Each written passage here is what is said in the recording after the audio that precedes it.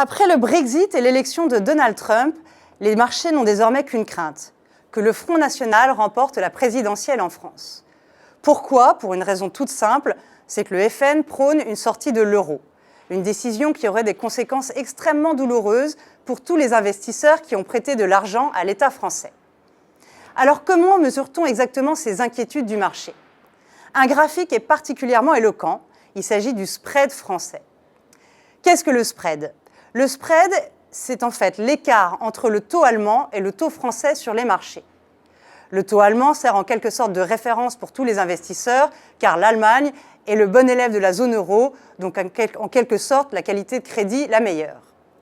Durant les meilleures années qui ont suivi la création de l'euro, le taux allemand et le taux français ont quasiment réduit leur écart à zéro. Mais depuis l'élection de Donald Trump, les choses ont beaucoup changé. L'écart se creuse à mesure que le FN voit ses chances de gagner augmenter dans les sondages.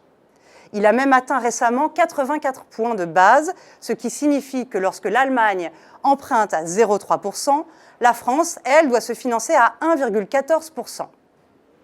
C'est en quelque sorte le signe d'une défiance envers la signature française. Et là où l'on voit que c'est la France qui est particulièrement visée, c'est que le phénomène ne touche pas du tout les autres pays de la zone euro, notamment l'Espagne ou la Belgique. Faut-il pour autant s'affoler? Non, car le spread était monté jusqu'à 200 points de base lors de la crise de la zone euro. On en est encore très loin. Et par ailleurs, il peut se dégonfler extrêmement vite. C'est ce que l'on a vu en 2012 lors de la dernière présidentielle.